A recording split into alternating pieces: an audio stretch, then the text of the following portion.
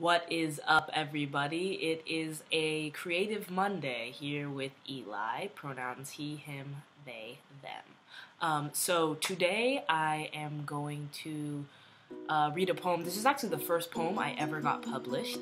I got it published last summer at the beginning. When I just started to discover that I like to write poetry, other than angsty beginning of high school years, but that I actually like to do it. And then I wrote this, and then I got it published, and it was awesome. I remember I wrote it. I was walking home from school, and I was thinking about just the image of this guy in a tub with a hat, fully dressed. So that is what I was thinking. This poem came when I got to my room and I sat down and started writing. And then I'll put a link in the description to the small writing journal that it got published in for a new artist. So I will put that down below and you can check it out if you would like later. Chamomile for Lila. I abandoned my name long ago. It may have started with H, but very well G or X.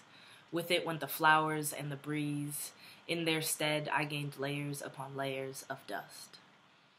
My suit hangs, threadbare, a dull sand removed from the beach, almost matching the rings that raise to my calves in this tub. The water comes in spurts, then all at once from the shower head, filling my hat, soaking the lilies that no longer decorate your hair. Both my hands grip at the brim, bending it outwards as water gives weight and petals come to float.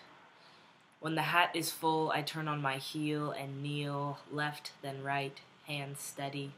I wait with the stains. The first time I saw her in the dirt by the garden can be described only by the collection of sweat behind my knees and the nagging thought that I hadn't combed my hair. How trivial when compared to the sag of my eyelids and the teeth-torn cuticles that mark your purple dress on the last day of April as my name lost meaning. My knees callous over weeks, this daily ritual, my suit ripe with mildew, salt. My eyes never stray from this ill-mixed tea I brew in my hat. Nightly I breathe my essence into these petals, willing the wilted to form anew, and with the rising of the sun I fill myself with failure stew. Slowly, the braiding of your hair, solar flares cast from your scalp, melted into the folding of my hands across my ribs, singed fingertips seeking warmth, finding rust. Your voice is an echo of my beating heart off these shower walls in which you sang. I search for a remnant of your skin as I chew my nails, feeding on stem-flavored calcium. The pulse under my navel, weak and yearning, serves as the melody and cadence, my farewell ballad to your lips. I gather the last of the lilies in the pots stacked so high on the balcony, and scatter my decorations around this hat in the bath, this sole bequeath you surrendered. Letting the water pile over the rings onto the floor, the heat surrounds my bones, wrapping paper skin, and I plunge my thumb into my belly. These organs, always yours, steam while I add to the concocted chamomile of my confessions.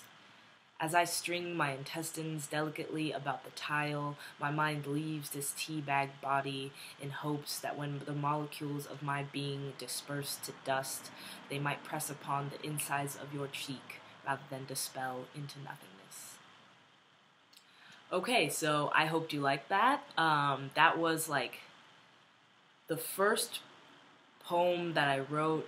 Not seriously. Any poetry is serious if you want it to be, but with the intent of writing poetry, if that makes sense, of giving myself to poetry, and I was finding my voice. And I feel right now, as I'm thinking of graduate, it's also finals week, by the way. I'm gonna cut myself off. It's finals week, so I'm reading something old because I don't feel like feeling my feelings that I'm currently processing, which would be reflected in all of my current poetry.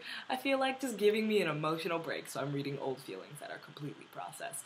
But I was finding my voice for the first time poetically, and it was such a great feeling. And then to get it published, even in a new, an up and coming magazine, still feels great, or literary journal still feels great. So I hope you really enjoyed that.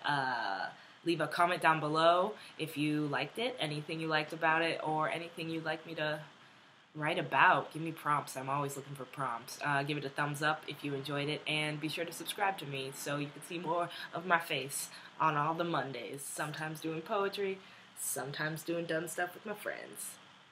Tune in for both.